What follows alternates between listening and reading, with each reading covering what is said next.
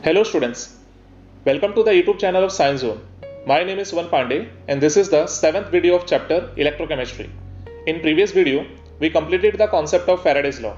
Now, in today's video, we will cover the concept of electrical conduction of materials. Along with that, we will discuss many other subtopics like resistance, resistivity, conductance, conductivity, specific resistance, specific conductance, molar conductance, equivalent conductance, metallic conductivity and ionic conductivity. And at last, we will compare the conductivities of conductors, insulators, semiconductors and superconductors, and we will also discuss the factors affecting metallic and ionic conductivities. So, let's start the video with our first topic, that is electrical conduction of materials. Electrical conduction. Now electrical conduction के point of view से अगर हम देखने जाएं तो substances जो होते हैं सॉलिड और लिक्विड स्टेट में होते हैं जो इलेक्ट्रिसिटी को कंडक्ट करते हैं. जो solid and liquid substance electricity को कंडक्ट करते हैं they are known as conductors, और जो इलेक्ट्रिसिटी कंडक्ट नहीं करते हैं they are known as insulators. That means हमने दो ब्रॉड कैटेगरीज डिसाइड की हैं. जो इलेक्ट्रिसिटी को कंडक्ट करेंगे they are known as conducting substances और कंडक्टर्स, और जो इलेक्ट्रिसिटी कंडक्ट नहीं करते हैं दे आर इंसुलेटर्स. अब जनरली हमारे जो सॉलिड कंडक्टर्स हैं they are metals because they contain free electrons, और जो हमारे लिक्विड कंडक्टर्स होते हैं they are electrolytes because they contain free ions. तो अब हम इन्हें डिटेल में डिस्कस करते हैं. तो फर्स्ट बात करते हैं हम लोग मेटालिक कंडक्टर्स की. तो मेटालिक कंडक्टर्स में जनरली मेटल्स या फिर मेटल के मिक्सचर जिन्हें हम एलॉय बोलते हैं दे आर इंक्लूडेड. इन्हें हम लोग इलेक्ट्रिक कंडक्टर्स बुलाते हैं. Now the conduction of electricity is due to free electrons. अब इन फ्री इलेक्ट्रॉन्स को हम लोग delocalized electrons भी बोलते हैं बिकॉज इनकी पोजीशन फिक्स नहीं है. They are free to move in the whole conductor. अब ये इलेक्ट्रॉन्स कौन से होते हैं? They are the electrons present in the valence shell of the metal. That means these electrons are responsible for the conduction of electricity in metallic conductors. Now whenever electricity is passed through the metallic conductors there is no chemical change. That means chemical property में कोई change नहीं होता है metal के, but या there is some physical changes जिसमें से एक फैक्टर है टेम्परेचर. जब भी इलेक्ट्रिसिटी फ्लो होगी किसी भी मेटालिक कंडक्टर में से तो ग्रेजुअली टेम्परेचर इंक्रीज हो सकता है. अब इसका रीजन क्या है? The free electrons are responsible for conduction of electricity. Now there is a property present in the metal which is known as resistance. Resistance क्या करता है? It opposes the flow of electron. जब electricity flow हो रही है and resistance उसको oppose कर रहा है, ड्यू टू दिस फोर्स जो टेम्परेचर होता है मेटल का ग्रेजुअली इंक्रीज होता है, और जब टेम्परेचर इंक्रीज होता है तो कंडक्टिविटी डिक्रीज होती है. अब इसका रीजन क्या है? जब टेम्परेचर इंक्रीज होता है मेटल का तो जो इलेक्ट्रॉन्स होते हैं उनका रैंडम मोशन बढ़ जाता है, इंक्रीज हो जाता है. Now they do not tend to flow in a same direction. That means ये अपोज करेंगे फ्लो ऑफ चार्ज को. एट दैट टाइम रेजिस्टेंस बढ़ने के कारण कंडक्टिविटी डिक्रीज हो जाती है in case of metallic conductors. Now हमारा जो सेकंड केस है that is conduction of electricity through solutions. अब जो सॉल्यूशंस इलेक्ट्रिसिटी को कंडक्ट करते हैं they are electrolytes because they have free ions. अब हम इलेक्ट्रोलाइट्स को कैसे फॉर्म करते हैं? तो इलेक्ट्रोलाइट्स को फॉर्म करने के लिए आपके पास ऑप्शन है कि you can dissolve any acid, base और सॉल्ट्स इन वाटर. यानी अब एक्वा सॉल्यूशन अगर बनाते हैं किसी एसिड, बेस या सॉल्ट का they are known as electrolyte because इनके अंदर फ्री आयंस होते हैं and through this ions electricity are passed. Now बात करते हैं इनकी प्रॉपर्टी की. तो whenever electricity is pass through electrolytes there is two type of changes, that is chemical change and physical change. अब केमिकल चेंज आपने ऑलरेडी इलेक्ट्रोलाइसिस में पढ़ा हुआ है. यू ऑलरेडी नो कि जब हम लोग किसी इलेक्ट्रोलाइट में से इलेक्ट्रिसिटी पास करते हैं तो उसके अंदर के जो कैटायंस हैं दे मूव टुवर्ड्स कैथोड, और एनायन है जो एनोड की तरफ मूव करते हैं and they do reduction and oxidation. Now बात करते हैं फिजिकल चेंज की. तो there is also increase in temperature जब इलेक्ट्रिसिटी को पास करते हैं हम लोग इलेक्ट्रोलाइट से. नाउ यहाँ पे टेम्परेचर इंक्रीज होने से कंडक्टिविटी इंक्रीज होती है. वाइल मेटल्स में हमने क्या स्टडी किया था? टेम्परेचर इंक्रीज होने से कंडक्टिविटी डिक्रीज होती है. अब इलेक्ट्रोलाइट्स में टेम्परेचर बढ़ने से कंडक्टिविटी इंक्रीज क्यों होती है? इसके दो रीजंस हैं. फर्स्ट, जब टेम्परेचर इंक्रीज होता है तो जो भी इलेक्ट्रोलाइट्स होते हैं इनका आयनाइजेशन या फिर आप जिसको बोल सकते हैं डिसोसिएशन, ये प्रोसेस इंक्रीज हो जाता है। दैट मीन्स ये ज़्यादा आयंस रिलीज करेंगे सॉल्यूशन में, और ions are responsible for flow of charge. That means जब ज़्यादा आयंस अवेलेबल होंगे सॉल्यूशन में तो ज़्यादा चार्ज फ्लो होगा, यानी कंडक्टिविटी इंक्रीज हो जाएगी। नाउ सेकेंड फैक्टर की बात करें तो दैट इज काइनेटिक एनर्जी। जब टेम्परेचर इंक्रीज होता है तो आयंस के अंदर काइनेटिक एनर्जी बढ़ जाती है, जिसके कारण आयंस की मोबिलिटी इंक्रीज हो जाती है। दैट मीन्स अब आयंस और ज़्यादा इजिली मूव करेंगे और चार्ज को कैरी कर पाएंगे, because of which conductivity increases. So finally हमने ये डिस्कस किया, जो मेटल्स इलेक्ट्रिसिटी को कंडक्ट करते हैं दे आर मेटालिक कंडक्टर्स, और यहाँ पे जो इलेक्ट्रिसिटी होती है मेटल्स की वो होती है ड्यू टू फ्री इलेक्ट्रॉन्स, इसलिए हम इन्हें इलेक्ट्रॉनिक कंडक्टिविटी भी बुला सकते हैं। और जब हम बात करते हैं इलेक्ट्रोलाइट्स की, तो इलेक्ट्रोलाइट्स के अंदर इलेक्ट्रिसिटी फ्लो होती है ड्यू टू फ्री आयंस, इसलिए हम इन्हें आयनिक कंडक्टिविटी भी बुला सकते हैं। और अगर हम बात करें चेंजेस की, तो मेटल्स के अंदर केमिकल चेंज नहीं होता but there is physical change, जहां पे टेम्परेचर इंक्रीज होता है और कंडक्टिविटी डिक्रीज होती है। While in case of electrolytes जहां पे दोनों चेंजेस होते हैं, physical and chemical, chemical change में आपने पढ़ा है that is law of electrolysis, और फिजिकल चेंज की हम बात करें तो टेम्परेचर इंक्रीज होने से कंडक्टिविटी भी इंक्रीज हो जाती है। Now our next topic is resistance. Now resistance is a property of material which opposes the flow of charge through them, or we can say that resistance is a property which opposes the flow of electricity. That means अगर किसी substance का resistance ज़्यादा होगा that means उसकी conductivity कम होगी। Resistance को हम express करते हैं R से, और इसको मेजर किया जाता है व्हीटस्टोन ब्रिज की हेल्प से। अब व्हीटस्टोन ब्रिज क्या है? It is a arrangement of resistance in a circuit, जो कि आपने फिजिक्स में स्टडी किया है, जिसकी हेल्प से हम लोग अननोन रेजिस्टेंस को मेजर करते हैं। नाउ रेजिस्टेंस किस पे डिपेंड करता है, हमें ये डिस्कस करना है। तो resistance is directly proportional to the length of conductor. That means conductor जितना ज्यादा लेंथ में होगा उतना ज्यादा रेजिस्टेंस शो करेगा, बिकॉज उतना ज्यादा डिस्टेंस ट्रेवल कर पड़ता है चार्ज को थ्रू दैट कंडक्टर। सिमिलरली अगर हम रेजिस्टेंस की बात करें, resistance is inversely proportional to the area of cross section of that conductor.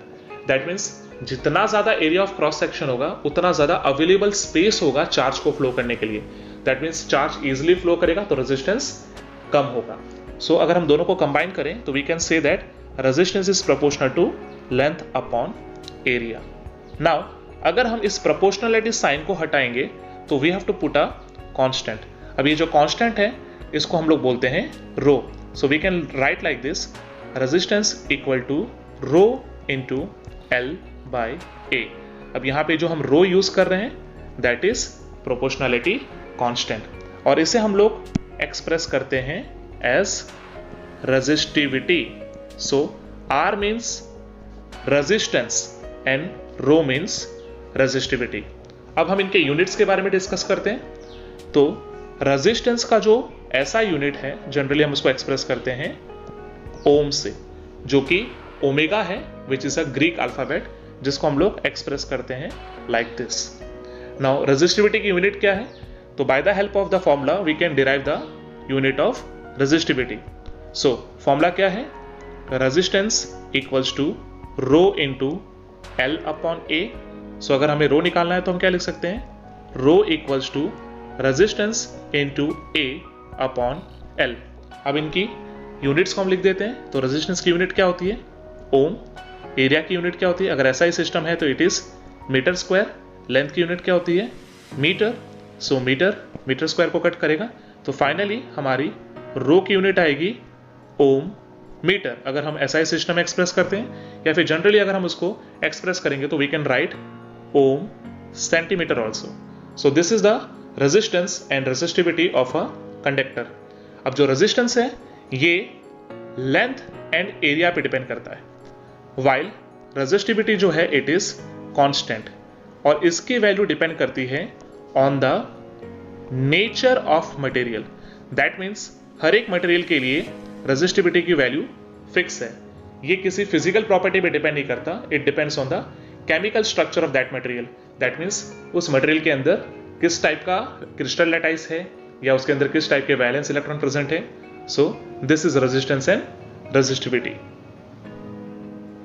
Now our next topic is specific resistance. The resistance of a conductor having 1 meter length and 1 square of unit cross sectional area is called specific resistance. Now इसको explain करने के लिए इसका mathematical form देखते हैं. We know that R equals to rho into L upon A. Now suppose करते हैं इस condition में जो conductor है इसका length it is 1 meter और जो कंडक्टर है उसका cross sectional area is 1 metre square. In that case जो रेजिस्टेंस है that is R equals to rho. That means हम लोग कह सकते हैं resistance became equal to resistivity. In that case जो रेजिस्टेंस है इसको हम लोग बुला सकते हैं specific resistance when resistance and resistivity both are equal. Now our next topic is conductance. So conductance is inverse of resistance R. That means हम लोग लिख सकते हैं conductance G equals to 1 upon R. Now resistance का formula था resistance equals to rho into L upon A. So that means conductance के लिए हम लोग क्या लिख सकते हैं inverse of resistance. तो फॉर्मूला हो जाएगा conductance equals to 1 upon rho into A by L. Now यहाँ पे जो 1 अपॉन रो था यहाँ पे rho was constant. So 1 upon rho की जगह एक न्यू कांस्टेंट हम लोग यूज करेंगे दैट इज कापा के विच मीन्स कंडक्टिविटी. सो हमारा जो नया फॉर्मूला होगा that will be G equals to K into A by L, जहाँ पे G means conductance, K means kappa which means conductivity, A is area of cross section and L means length of the conductor. So अगर हम बात करें unit की तो conductance की जो SI सिस्टम यूनिट है that is siemens which is expressed as S. तो हम लोग लिख सकते हैं कंडक्टेंस यानी G, इसकी यूनिट हो गई S. उसके अलावा हम लोग इसको रेजिस्टेंस के फॉर्म में एक्सप्रेस कर सकते हैं that means G equals to 1 by R. So हम लोग इसको लिख सकते हैं 1 बाई ओमेगा. सो हमारी न्यू यूनिट हो जाएगी ओमेगा इनवर्स, या फिर हम इसको मो भी लिख सकते हैं. So these are the 3 units for conductance. ना बात करते हैं unit of conductivity that is kappa. तो हमारा फॉर्मूला है G equals to K into A by L. So यहाँ पे हम लोग कापा की यूनिट निकालते हैं तो kappa equals to G into L upon A. तो हमारे पास जो G के यूनिट्स हैं वो कौन कौन से हैं. तो G हमारा हो सकता है सीमेंस में, या फिर हम यूज़ कर सकते हैं ओमेगा इनवर्स, या फिर हम लोग यूज़ कर सकते हैं मो. सो अगर हम तीनों यूनिट्स यूज़ करेंगे तो हमारे कापा के 3 डिफरेंट यूनिट्स निकल सकते हैं.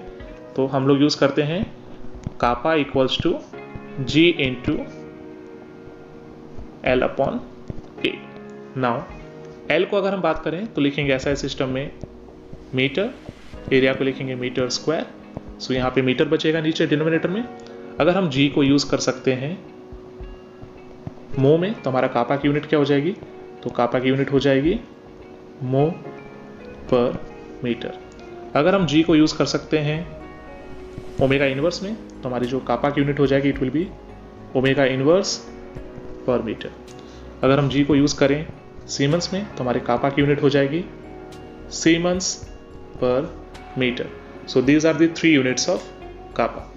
अब यहाँ पे जो हमारा कंडक्टेंस है G, ये डिपेंड करता है लेंथ एंड एरिया पे. दैट मीन्स कंडक्टर का अगर लेंथ और एरिया चेंज होगा तो कंडक्टेंस की वैल्यू भी चेंज होगी. लेकिन अगर हम बात करें कापा की which means conductivity, it is constant. और like rho it also depends on the nature of material. That means conductivity की वैल्यू हर एक डिफरेंट मटेरियल के लिए कांस्टेंट होगी.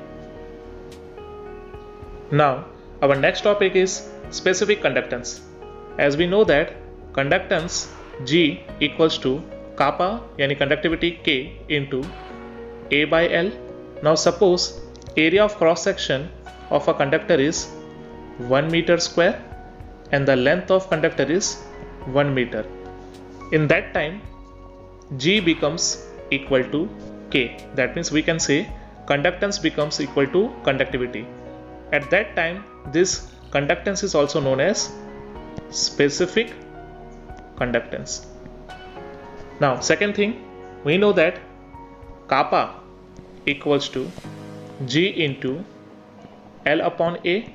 Here, this L upon A is known as cell constant, और chemistry के अंदर this L by A, that is cell constant, is determined by the help of KCl solution of known concentration.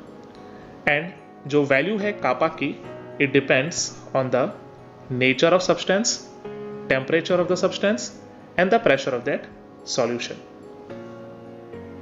Now, our next topic is molar conductance. So, it is the conducting power of all the ions produced by dissolving 1 gram mole of an electrolyte. या फिर हम इसको इस तरह से भी लिख सकते हैं, the conductance of volume of solution containing 1 gram molecular weight of an electrolyte placed between two parallel electrodes separated by distance of unit length, which means in CGS it will be 1 centimeter. अगर हम SI system में देखेंगे तो it would be 1 meter. That is molar conductance. या फिर हम इसे ऐसे भी कह सकते हैं कि मोलार कंडक्टेंस एक मेथड है एक्सप्रेस करने का conductance of electrolytes where the concentration of electrolyte is expressed in molarity. ना मोलार कंडक्टेंस को हम लोग एक्सप्रेस कर सकते हैं बाय म्यू, या फिर हम इसको लैम्डा एम से भी एक्सप्रेस कर सकते हैं.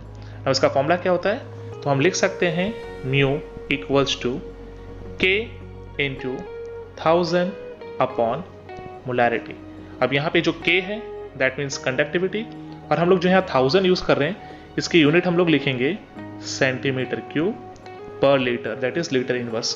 तो हमारी मोलार कंडक्टेंस की यूनिट क्या आएगी, तो मोलार कंडक्टेंस की यूनिट के लिए हमें K की यूनिट रखनी है. तो K की यूनिट क्या होती है, it is omega inverse centimetre inverse अगर हम सीजीएस सिस्टम में लिख रहे हैं. और मोलारिटी की यूनिट क्या होती है, it is mole per litre, that means litre inverse. So अगर हम लोग यहाँ पे लाइक टर्म्स को नेगलेक्ट करें, लीटर इनवर्स से लीटर इनवर्स चला जाएगा, और सेंटीमीटर इनवर्स जो है सेंटीमीटर क्यूब को कट करेगा तो यहाँ पे सेंटीमीटर स्क्वायर बचेगा. तो आपकी फाइनल यूनिट क्या हो जाएगी, it will be ohm inverse centimetre square पर मोल. अगर आप सीजीएस में कैलकुलेट कर रहे हैं, अगर आप यहाँ पे ओम इनवर्स की जगह मो लिखें तो आपका फॉर्मूला हो जाएगा मो सेंटीमीटर स्क्वायर पर मोल. और अगर थर्ड पॉसिबिलिटी की बात करें तो आप लोग यहाँ पे सीमन्स भी यूज कर सकते हैं, तो आपका फॉर्मूला हो जाएगा सीमन्स सेंटीमीटर स्क्वायर पर मोल. तो ये तीन फॉर्मूले आपके हो गए सीजीएस सिस्टम में. अगर आप इसको एसआई सिस्टम में लिखने जाएंगे तो आपके यहाँ पे सिर्फ एक ही चेंज होगा, सेंटीमीटर स्क्वायर की जगह आप यहाँ पे मीटर स्क्वायर यूज करेंगे. अदर देन दैट बाकी फॉर्मूला सब सेम ही रहने वाला है. So this is molar conductance. Now our next topic is equivalent conductance. So it is the conducting power of all the ions produced by dissolving 1 gram equivalent of electrolyte. या फिर हम इसको इस तरह से भी लिख सकते हैं, the conductance of volume of solution containing 1 gram equivalent of electrolyte placed between two parallel electrodes separated by unit length. अगर ये CGS system है then length will be 1 centimeter. And if it is an SI system, then length will be 1 meter. और इसको हम लोग express कर सकते हैं लैम्डा से, या फिर हम इसको एक्सप्रेस करते हैं लैम्डा AQ से. इसका फॉर्मूला होता है K into 1000 upon normality. So हम इसको ये भी बोल सकते हैं कि equivalent conductance is a method to express the conductance of electrolytes where the concentration of electrolyte is expressed in normality. Now lambda AQ की अगर यूनिट की बात करें तो इसकी यूनिट दो सिस्टम में हो सकती है, CGS एंड SI. तो अगर हम CGS सिस्टम की बात करें तो फर्स्ट यूनिट होगी ओम इनवर्स सेंटीमीटर स्क्वायर पर इक्विवेलेंट. या फिर अगर हम ओम इनवर्स की जगह मो यूज करें तो यूनिट हो जाएगी मो सेंटीमीटर स्क्वायर पर इक्विवेलेंट. या फिर अगर हम मो की जगह सीमन्स यूज करें तो यूनिट हो जाएगी सीमन्स सेंटीमीटर स्क्वायर पर इक्विवेलेंट. तो ये तीन जो मेथड हैं that is for CGS system. अगर हम SI सिस्टम की बात करें तो हमारा फर्स्ट फॉर्मूला हो जाएगा ओम इनवर्स मीटर स्क्वायर पर इक्विवेलेंट। दैट मीन्स आपके जो फॉर्मूले थे वहाँ पे सेंटीमीटर स्क्वायर की जगह मीटर स्क्वायर आपको यूज़ करना है। आपका सेकेंड फॉर्मूला क्या हो जाएगा, it will be omega inverse की जगह आप यूज़ करेंगे मो, तो मो मीटर स्क्वायर पर इक्विवेलेंट। और लास्ट फॉर्मूला अगर आप सीमेंस यूज़ करते हैं तो सीमेंस मीटर स्क्वायर पर equivalent. So this is equivalent conductance. Now we will discuss the values of conductivity of some selected materials. So पहले हम लोग डिस्कस करते हैं conductivity of conductors. So आप यहाँ देख सकते हैं कि conductivity के टेबल के अंदर sodium, copper, silver, gold, iron and graphite, ये इन मटेरियल्स की कंडक्टिविटी की वैल्यू दी हुई है। कंडक्टिविटी मीन्स कापा। अब बात करते हैं सबसे पहले हाईएस्ट कंडक्टिविटी की। तो सिल्वर जो है it is showing 6.2 into 10⁻³ that means it is showing highest conductivity. But हम इनको रेगुलर लाइफ में यूज़ नहीं कर सकते एज अ कंडक्टिंग मटेरियल। उसके दो रीज़न है। फर्स्ट इज इसका मेल्टिंग पॉइंट लो है and second thing is silver जो है it is very costly. Second number पे हमारा जो मटेरियल आता है दैट इज कॉपर, जिसको हम लोग वायर बनाने के लिए यूज़ कर रहे हैं। नाउ यहाँ पे हम देख सकते हैं कि sodium, copper, silver, gold and iron these all are metals. But यहाँ पे ग्राफाइट को भी दिया हुआ है which is carbon and it is a non metal. But इसकी कंडक्टिविटी आप देख सकते हैं 1.2 इंटू 10 है। That means it is also showing conductivity. Reason आप जानते हैं, आपने लास्ट ईयर 11th में पी ब्लॉक में as well as solid state में भी 12th में भी सीखा है कि जो ग्राफाइट होता है इसका स्ट्रक्चर होता है हेक्सागोनल प्लेनार लेयर, जहाँ पे हर एक कार्बन के पास जो है वो 3 बॉन्डिंग बनाने के बाद एक इलेक्ट्रॉन एक्स्ट्रा रहता है which is behaving as a delocalize electron which helps in conductivity. Now बात करते हैं एक्वस सॉल्यूशन की। तो एक्वस सॉल्यूशन की अगर हम बात करें तो यहाँ पे सबसे पहले प्योर वाटर की कंडक्टिविटी को अगर हम देखें it is 3.5 into 10⁻⁻5 which is very less. हम जानते हैं प्योर वाटर जो है इट डजंट कंडक्ट इलेक्ट्रिसिटी। अगर हमें प्योर वाटर में से इलेक्ट्रिसिटी पास करनी है that means we have to add some acid, base और salt to release ions in the water. अगर हम बात करें बाकी सॉल्यूशंस की तो यहाँ पे HCl, KCl, NaCl को अगर हम कंपेयर करने जाएं तो इसमें हाईएस्ट कंडक्टिविटी HCl की है। उसके दो रीज़न है। फर्स्ट थिंग HCl जो है एक स्ट्रॉन्ग एसिड है which means it will behave as a strong electrolyte. Strong electrolyte की अगर हम बात करें तो it will release more number of ions in the aqueous solution. तो जितने ज़्यादा नंबर ऑफ आयंस प्रेजेंट होंगे उतना ज़्यादा वो चार्ज कैरी कर पाएगा, इसलिए HCl की कंडक्टिविटी ज़्यादा है। एंड सेकंड थिंग इज जब HCl डिसोसिएट होता है तो it will release H+ and Cl- ion. अब यहाँ पे अगर हम H+ की बात करें तो it is very small in size, और जितना साइज ऑफ आयन स्मॉल होगा उतना ज़्यादा वो ईजिली फ्लो करेगा और उतना ज़्यादा ईजिली वो चार्ज को कैरी करेगा, because of which we can say that HCl की कंडक्टिविटी यहाँ पे हाई है। Now we will discuss the conductivity of insulator. तो इंसुलेटर में हमारे पास यहाँ पे दो इंसुलेटर्स हैं, ग्लास एंड टेफ्लॉन। दोनों की कंडक्टिविटी हम लोग देख सकते हैं it is very less, it is 10⁻16 and 10⁻18। Now अगर हम सेमीकंडक्टर्स की बात करें तो यहाँ पे हम 3 सेमीकंडक्टर्स को कंपेयर कर रहे हैं। One is copper oxide which is a transition metal oxide जो कि हमने सॉलिड स्टेट में पढ़ा था, it behaves as a semiconductor. And second is silicon and third one is germanium. अब यहाँ पे हम देख सकते हैं जो हाईएस्ट कंडक्टिविटी है it is shown by germanium.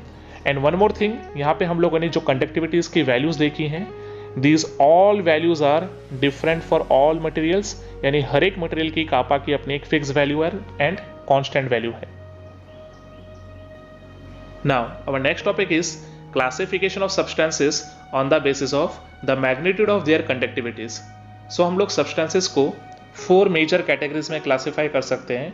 First is good conductor, second one is insulators, third one is semiconductors and last one is super conductors. तो डिस्कस करते हैं वन बाय वन। तो सबसे पहले हम लोग स्टार्ट करते हैं गुड कंडक्टर्स की। तो good conductors are the substances which can easily conduct electricity. They are generally metals and the mixture of metal which is alloy. So why are they good conductors? So according to band theory good conductors जो होते हैं इनके valence band और conduction band बहुत ही नज़दीक होते हैं। So during the conduction of electricity electrons can easily jump from valence band to conduction band. और some substances like graphite and organic polymer जो कि non-metallic substance होते हैं they also behaves as good conductors. Now बात करते हैं second material की, that is insulator. Insulator are the those substances which do not conduct electricity या फिर their conduction of electricity is negligible, very less proportion. अब इनके अंदर जो substance आते हैं they are glass, plastic, ceramic etcetera. And the reason is कि इनके वैलेंस बैंड और कंडक्शन बैंड के बीच में काफ़ी बड़ा गैप होता है विच इज़ फॉरबिडन जोन या forbidden area. where the electrons cannot jump from the valence band to conduction band, so electricity cannot flow from them. Now third category is semiconductors. Semiconductors के अंदर जो होते हैं semi metals हमारे आ जाते हैं, like silicon, germanium, gallium etcetera. अब यहाँ पे जो हमारा valence band and conduction band है, इसके बीच का जो गैप है इट इज मॉडरेट. सो अगर हम टेम्परेचर इंक्रीज करते हैं एट दैट टाइम इलेक्ट्रॉन जो है वैलेंस बैंड से कंडक्शन बैंड में जंप कर सकते हैं. अदर देन दैट सेमीकंडक्टर्स के अंदर हम लोग इम्प्योरिटी ऐड करके which is known as doping हम लोग इलेक्ट्रिसिटी कंडक्ट कर सकते हैं. And the last category is superconductors. Now superconductors are the substances which shows zero resistance. That means their conductivity is extremely high. जो alloys होते हैं सब metals के earlier time पे उनको यूज करते थे as a superconductor at very low temperature, that is between 0 to 15 Kelvin. But nowadays many ceramic materials और metal oxide जो है उनकी mixtures को हम लोग यूज कर सकते हैं as a superconductor at high temperatures like 150 Kelvin. Now our next topic is factors affecting metallic और electronic conductivity. तो first of all metallic या electronic conductivity होती क्या है? As we know that कि जो metals होते हैं they are good conductor. अब उसका रीज़न क्या है? रीज़न इज कि जो metals होते हैं इनके अंदर free electrons होते हैं.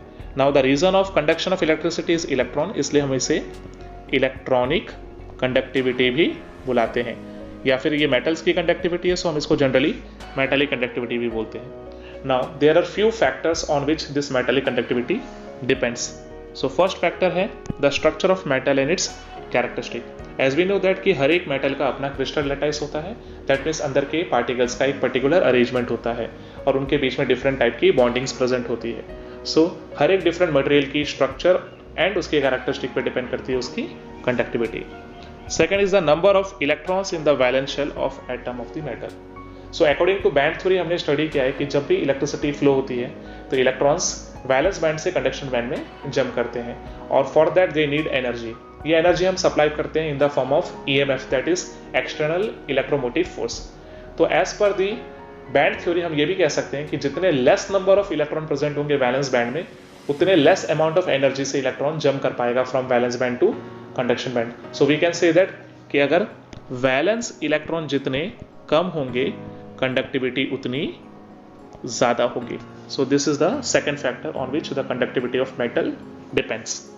Now third factor is electrical conductivity depends on temperature. In case of metal it decreases with increase in temperature. जैसा कि मैंने पहले भी डिस्कस किया था कि जब हम टेम्परेचर इंक्रीज करते हैं तो मेटल के एटम्स के अंदर जो है वाइब्रेशन बढ़ जाता है, बिकॉज ऑफ विच हम ये भी कह सकते हैं कि अंदर के जो इलेक्ट्रॉन्स होते हैं उनके अंदर भी रैंडमनेस बढ़ जाती है. So they can not easily flow in a particular direction. So ये जो रैंडमनेस है it will oppose the flow of charge and it will increase the resistance. So we can say that temperature increase होने पे metal की conductivity decrease हो जाती है. And the last factor जो है हमने ऑलरेडी डिस्कस किया था कि there is no change in structure of metal during electrical conduction. That means there is no chemical change while electricity is passing through a metallic conductor. There is physical change, वो हमने discuss किया था कि due to some resistance जो है temperature है वो increase हो सकता है gradually, but there is no chemical changes. So these are the factors on which metallic और electronic conductivity depends. Now our next topic is ionic conductivity और electrolytic conductivity. As we know that कि water के अंदर दो type के ions present हैं, one is hydrogen and second one is hydroxyl ion, but the proportion of this ion is very less, which is 10⁻⁷ molar. That means water के अंदर जो खुद के आयंस हैं ये बहुत ही लेस प्रोपोर्शन में प्रेजेंट हैं, इसलिए we can say that water is a bad conductor of electricity. इसकी कंडक्टिविटी की वैल्यू हमने टेबल में डिस्कस की थी, it was 3.5 × 10⁻⁵ siemens per metre. लेकिन जब हम वाटर के अंदर किसी तरह का एसिड, बेस या फिर सॉल्ट ऐड करते हैं देन वाटर इलेक्ट्रिसिटी कंडक्ट करता है. द रीजन इज कि जब भी हम इन चीज़ों को ऐड करते हैं वाटर के साथ देन दे गेट आयनाइज, और आयनाइज होने के बाद they will release ions. Now these ions are responsible for the conduction of electricity. So हम लोग इस सॉल्यूशंस को इलेक्ट्रोलाइट बोलते हैं और कंडक्टिविटी को आयनिक कंडक्टिविटी या इलेक्ट्रोलाइटिक कंडक्टिविटी बुला सकते हैं. Now our next topic is factors affecting electrolytic और आयनिक कंडक्टिविटी. सो हमारा फर्स्ट फैक्टर है नेचर ऑफ एडेड इलेक्ट्रोलाइट. जहाँ पे हम लोग स्ट्रॉन्ग एंड वीक इलेक्ट्रोलाइट को कंपेयर करेंगे। तो first of all strong electrolyte की बात करें, एज वी नो दैट कि जब हम स्ट्रॉन्ग इलेक्ट्रोलाइट का एक्वस सॉल्यूशन बनाते हैं, they undergo complete ionization and they will release more number of ions in their aqueous solution, so they can carry more amount of charge, so conductivity जो है वो increase हो जाती है। While जो वीक इलेक्ट्रोलाइट्स होते हैं, दे अंडरगो इनकम्प्लीट और partial ionisation, they will release less number of ions in their aqueous solution, so वो less amount of charge carry करेंगे और उनकी कंडक्टिविटी स्ट्रॉन्ग के कंपैरिजन में लेस होगी। नाउ सेकेंड फैक्टर की बात करें, it is the size of the ions produce and their hydration. As we know that कि जो इलेक्ट्रोलाइट्स होते हैं उनके अंदर ions are responsible for conduction of electricity. अब आयंस जितने छोटे होंगे, they can easily move and they can easily carry the charge, while अगर आयंस बल्की होंगे, साइज में बड़े होंगे, तो दे कैन नॉट इजिली मूव, उनकी मोबिलिटी लेस होगी, सो कंडक्शन ऑफ इलेक्ट्रिसिटी डिक्रीज हो जाएगा। फॉर एग्जाम्पल अगर हम H+ and acetate ion that is CH3 COO- को कंपेयर करने जाएं, तो H+ की जो साइज है वो छोटी है, दैट मीन्स इसकी मोबिलिटी हाई होगी, ये ज़्यादा कंडक्शन करेगा इलेक्ट्रिसिटी का। वाइल एसिटेट आयन जो है ये बल्की है, इसकी मोबिलिटी लेस होगी, इसका मतलब ये कंडक्शन ऑफ इलेक्ट्रिसिटी को डिक्रीज करेगा compare to H+। Now our third factor is nature of solvent and its viscosity. As we know that कि सॉल्वेंट हम लोग पोलार एंड नॉन पोलार दो तरह के सेलेक्ट कर सकते हैं, and for ionic solid we will prefer polar solvent, because polar solvent में आयनिक सॉलिड जो है वो आयनाइज हो जाते हैं। And second factor is viscosity. As we know that कि विस्कोसिटी जितनी ज़्यादा होगी, आयंस की मोबिलिटी उतनी लेस होगी। अगर विस्कोसिटी कम होगी तो आयंस इजिली मूव कर पाएंगे, so we can say that viscosity decrease होने से कंडक्टिविटी इंक्रीज होती है। Now next factor is concentration of electrolyte. Concentration का मीनिंग होता है amount of ions present per unit volume of the solution. अगर हम इलेक्ट्रोलाइट्स की बात करें तो इनके अंदर जो टोटल नंबर ऑफ आयंस होते हैं, they are responsible for conduction of electricity. लेकिन अगर एक लेस अमाउंट ऑफ वॉल्यूम में more number of ions present होंगे, तो at that time over crowding हो जाएगा आयंस का, जिसके कारण वो इजिली मूव नहीं करेंगे। ऐसे टाइम पे अगर हम उनका डाइल्यूशन करें, दैट मीन्स अगर हम वॉल्यूम इंक्रीज करें और कॉन्सेंट्रेशन डिक्रीज करें, तो पर unit volume number of ions less हो जाएंगे, so that ions can easily move and conduction of electricity will increase. So we can say that कि अगर concentration अगर हम decrease करते हैं for both strong and weak electrolyte, conductivity increase होती है। And last factor is temperature. अगर हम temperature की बात करें तो temperature increase होने से electrolyte की conductivity increase होती है। उसके दो reasons हैं। First, अगर हम temperature increase करते हैं तो electrolytes का ionization या dissociation increase होता है, that means they will release more number of ions in the solution, so conduction increase हो जाएगा। एंड सेकंड फैक्टर होता है कि जो आयनिक मोबिलिटी होती है वो भी इंक्रीज होती है by increase of temperature, because kinetic energy बढ़ जाती है, so they will carry more amount of charge easily, so conductivity increase हो जाती है। So students, in today's video we covered the complete concept of electrical conduction of materials. We also discuss the factors affecting the conductivity of various materials. You can download the assignment related to today's topic from the link given in the description section. If you have any doubt, you can ask me in the comment section. If you found this video useful, then like the video and share it with others also. So that's all for today. See you in the next video. Till then, keep learning, keep revising and keep practicing.